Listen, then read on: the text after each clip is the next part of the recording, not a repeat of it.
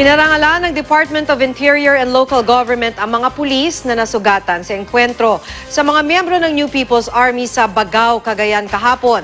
Nangako rin ng gobyerno ng tulong sa mga naulila ng 6 na nasawing pulis sa engkwentro. Makibalita tayo kay Chino Gaston.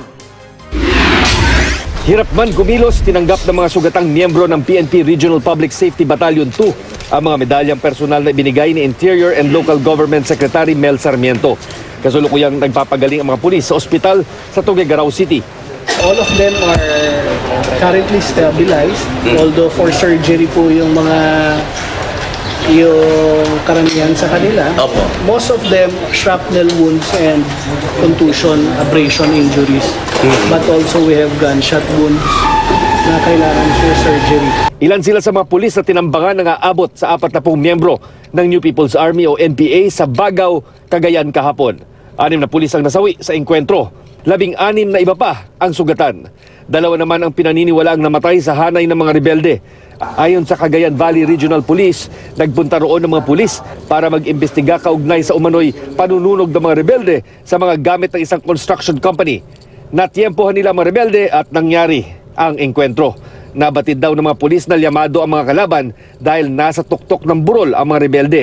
Initially, nasa disadvantaged position sila pero nagawa nila makapag-maneuver at to their advantage. No? Hindi sila na-overrun at nakakuha pa ng gamit. Naka-neutralize pa sa kabila hanggang nagdatingan yung reinforcement.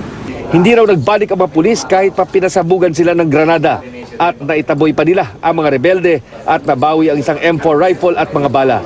Malaking bagay rin daw ang naging papel ng AFP sa engkwentro dahil may coordination protocol na raw na ipinatupad kung saan agad nakapagpadala ng reinforcement at naglunsad ng persuasion flights ang mga helicopter ng Philippine Air Force.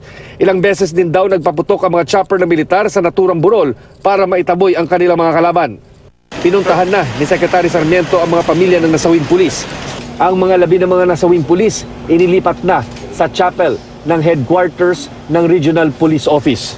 Ipinangako ng kalihim na sisikapin nilang ibigay ang lahat ng ayudang maaaring ibahagi ng pamahalaan sa mga naulila na 6 na pulis, pati na rin tulong sa mga sugatan.